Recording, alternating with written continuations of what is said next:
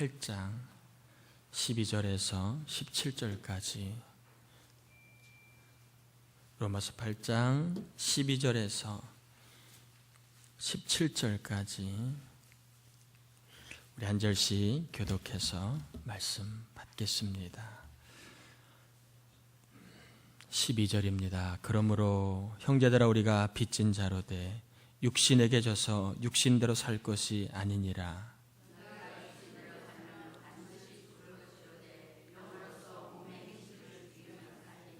무릇 하나님의 영으로 인도함을 받는 사람은 곧 하나님의 아들이라.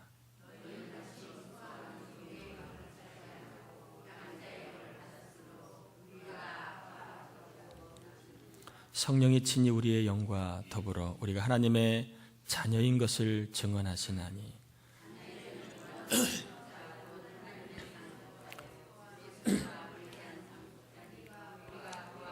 영광을 받기 위하여 고난도 함께 받아야 할 것이니라.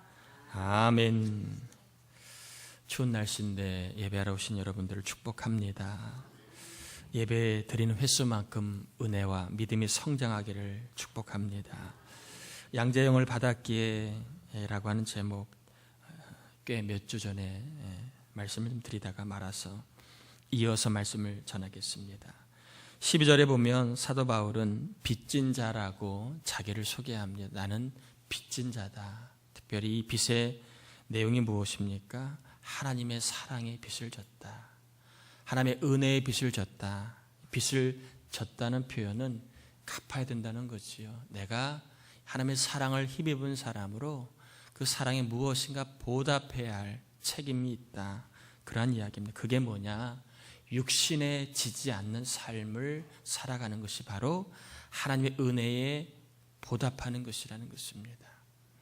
저희가 하나님의 은혜로 말미암아 구원받았음에도 불구하고 여전히 육신에 지고 나의 옛 자아에 끌려다닌다면 이것은 하나님의 빛을 오히려 더 갚기는커녕 더 많이 지는 격이라 이렇게 소개하지요.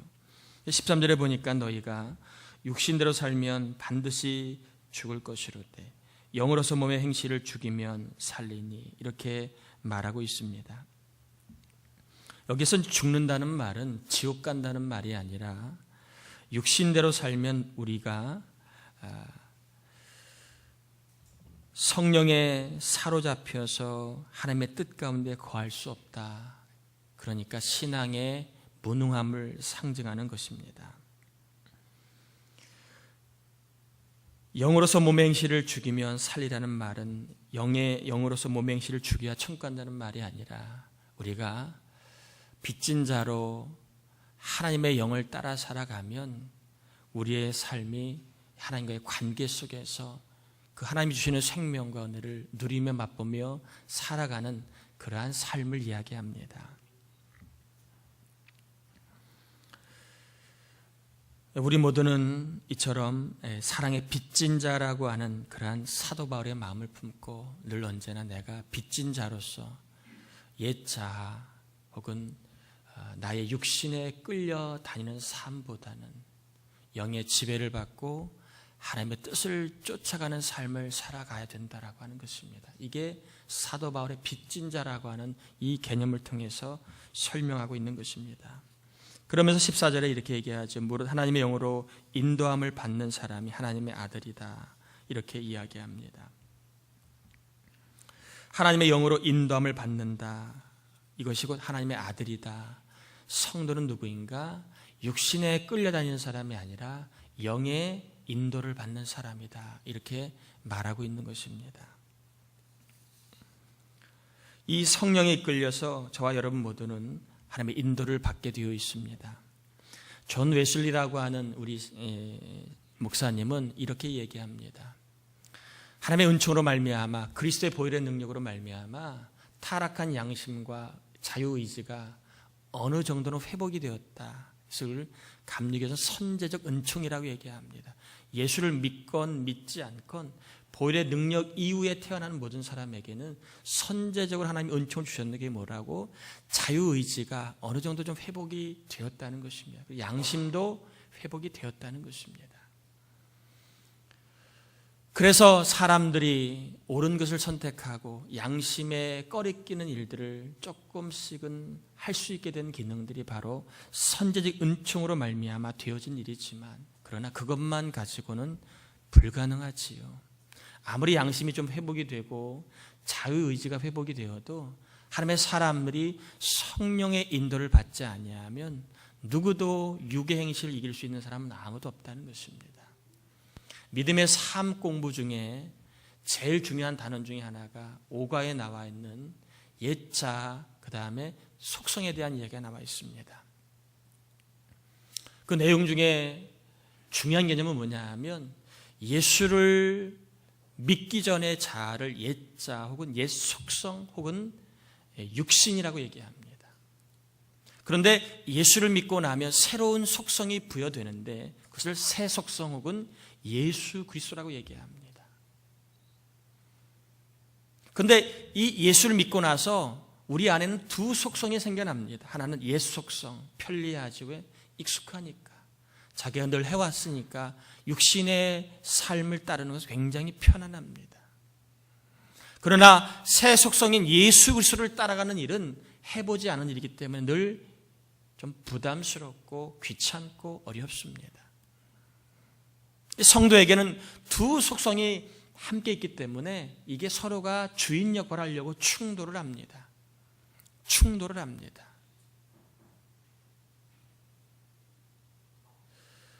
그런데 내가 가만히 있는다고 해서 새 속성인 그리스도가 옛 속성을 이길 수 있느냐? 그렇지 않다라고 그 책에서 말합니다. 아무리 의지가 회복이 되고 아무리 양심이 회복이 된 자라 할지라도 내가 성령의 지배를 받지 않냐면 어느 누구도 옛 속성을 이길 수 있다 없다? 없다라고 얘기합니다. 그런 면에서 저와 여러분들이 성령을 사모해야 될 이유는 바로 옛 속성을 이길 수 있는 능력은 내 힘과 내 능력으로 되는 것이 아님을 이야기합니다. 저 여러분이 삶 가운데 옛자를 자꾸 못 이기잖아요. 옛 속성을 버리기가 어렵잖아요. 말, 행실, 삶이 예전의 것에 너무 길들여져 가지고 그걸 떨쳐버리기 어렵잖아요. 그것은 내 힘과 의지로 절대로 떨쳐버릴 수 없다는 것입니다. 성령의 능력을 빌리지 아니하고는 어느 누구도 옛자를 이길 수 없다. 그런 면에서 하나님의 자녀는 언제나 성령을 의지하는 사람입니다. 나는 옛자를 이기지 못할 뿐만 아니라 내 안에 있는 선과 악을 통제할 수 있다 없다? 없다는 것입니다. 여러분은 마음 먹이면 마음 먹은 대로 선한 일을 할 수 있나요? 마음 먹으면 선한 일을 다 할 수 있나요? 우리 관준이는 착하니까 좀 그러나? 여러분은 악한 것을 싫어해서 악한 것을 다, 난 이거 하지 말아야지, 다 통제할 수 있나요? 선과 악을 예수 믿는 사람이라 할지라도 자기 능력으로 통제할 수 있는 사람은 아무도 없습니다. 그러기에 성령의 능력을 빌리지 않고 어느 누구도 하나님의 뜻대로 살 수 없다라는 것입니다. 그래서 사도 바울은 하나님의 영으로 인도함을 받아야 하나님의 자녀라 이렇게 이야기합니다. 항상 언제나 내가 아무리 잘하고 내가 아무리 또 경험이 많이 있다 할지라도 하나님의 자녀는 하나님의 영의 인도를 받을 줄 아는 사람이다 이렇게 소개하고 있는 것입니다. 그런데 이 하나님의 자녀가 되는 방법에는 두 가지 방법이 있죠. 자녀가 되는 방법은 두 가지. 하나는 자연적인 출생으로 자녀가 되는 방법이 있고 또 하나는 입양되는 방법이 있습니다. 그러면 저 여러분들은 자연적으로 하나님의 자녀가 되었을까요? 아니면 입양이 되었을까요?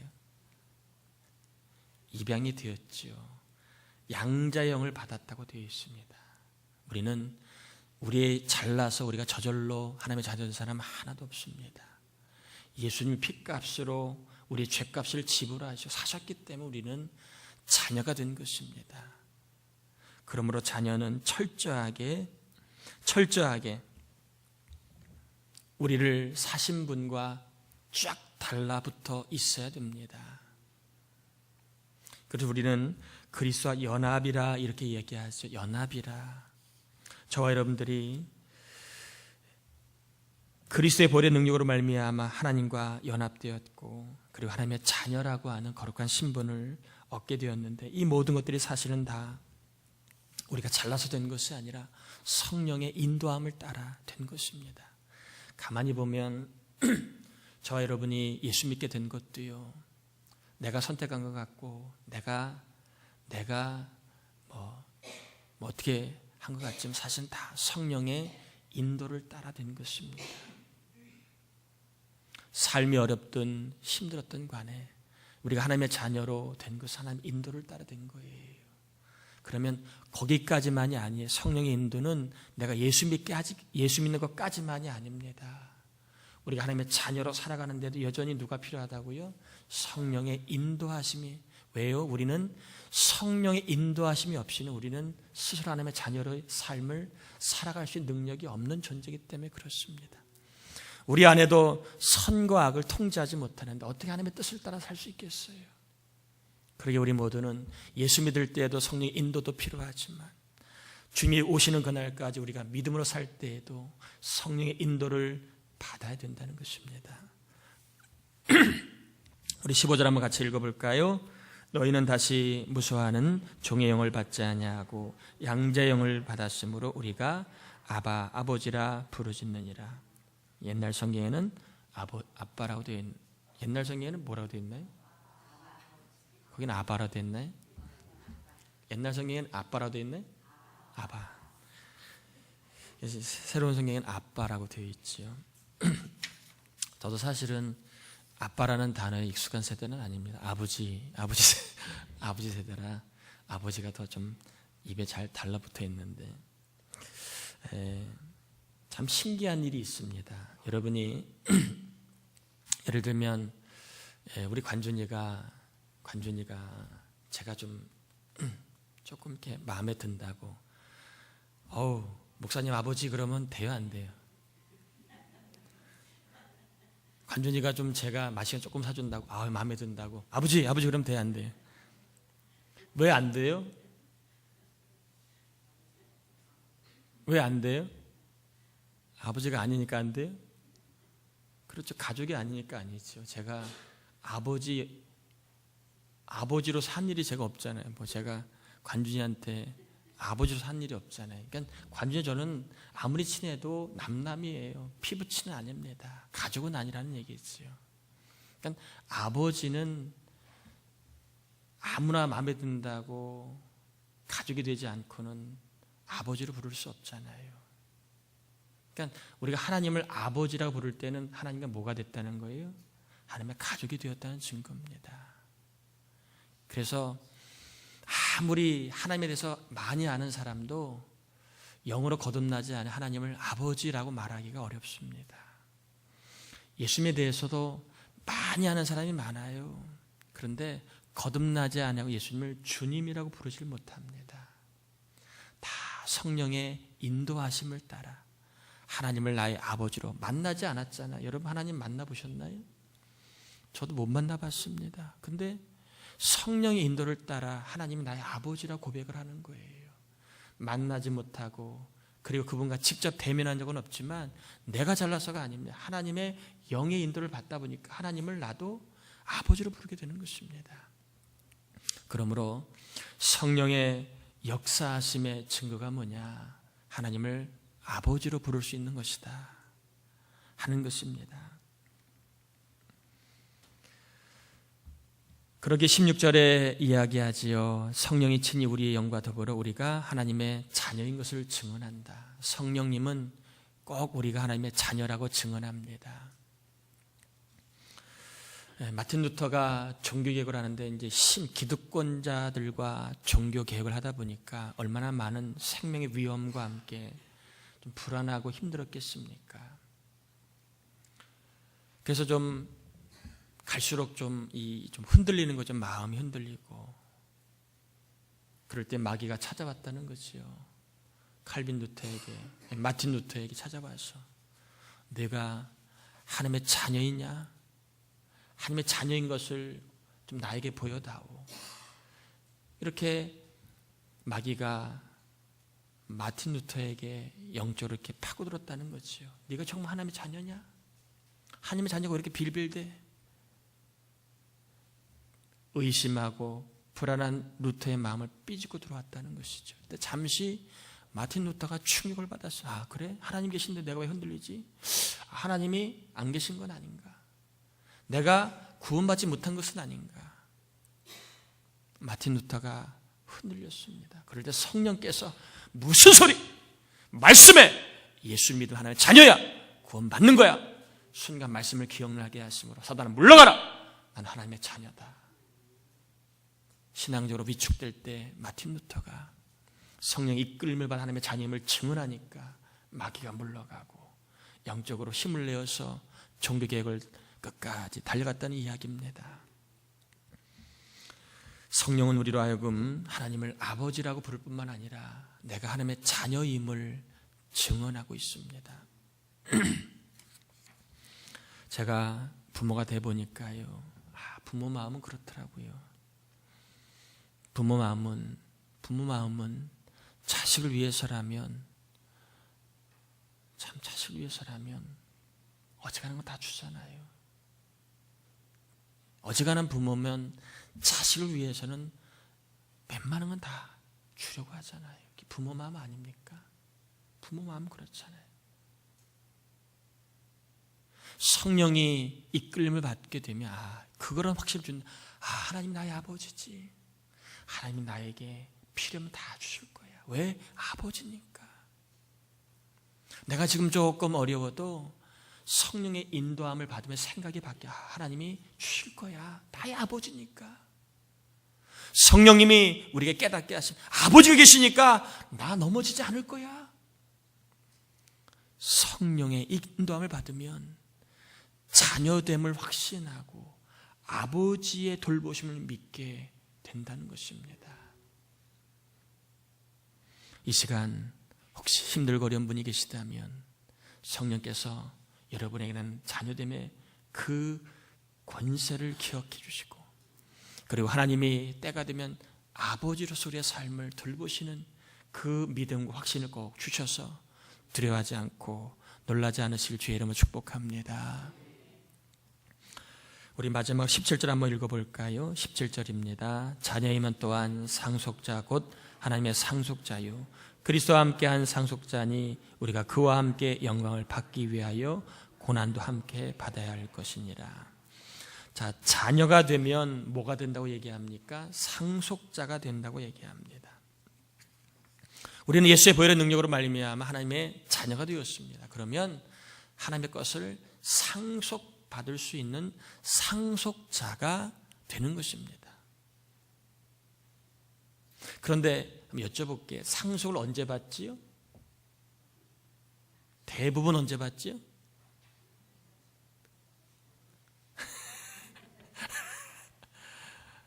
대부분 부모님이 돌아가셔야 그래도 좀 당당하게 상속을 받지요. 때로는 탕자 같은 경우도 있지요. 살아계심에도 상속을 주장하는 사람이 간혹 있긴 하지만 대체적으로 상속은 법적으로 상속자가 되지만 그 상속은 실질적으로는 부모님이 돌아가셔서 더 이상 행세를 할 수 없을 때 실질적으로 상속을 받게 되지요. 마찬가지로 우리는 상속자가 되었습니다. 그러나 이 상속은 언제 받는다고? 우리가 죽어야 받는 거예요. 죽어야. 이 땅을 벗어나야 하나님의 나라를 상속받을 수 있는 것입니다. 저와 여러분이 하나님의 나라를 상속받을 수 있는 상속자가 되었지만 아직 이 땅에 살고 있기 때문에 상속을 우리는 누리지 못해요. 죽으면 상속자로 행세를 할 수 있게 됩니다. 신자가 하나님의 자녀 된 것이 바로 그리스도와 연합되었기 때문에 하나님의 자녀가 되었듯이 우리가 하나님의 상속자가 된 것도 우리가 잘나서가 아니라 그리스도와 연합되어 있기 때문에 가능하게 되었다는 것입니다. 그래서 제일 무서운 사람이 붙어 다니는 사람이에요. 붙어 다니는 사람. 누구와? 예수님과 붙어 다니는 사람. 여러분 떨어지지 마세요. 거추장하다고. 예수님의 사람에 보면 그런 질문이 나오잖아요. 만약 여러분의 남편이 예수님이시라면 좋을까요? 아니면 어떨까요? 그러면 처음에는 할렐루야 하다가 질문을 몇 가지 하면 그거 아닌데요, 그렇게 합니다.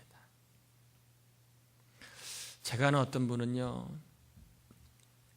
남자가 운전만 하면서 잔소리를 얼마나 해야 되는지 몰라요. 평상시 여자가 말 안 해요. 운전대 조수석만 앉으면 좌회전, 우회전, 똑바로 가! 정신 차려! 막 민망할 정도로 막 하는 사람이 있어요.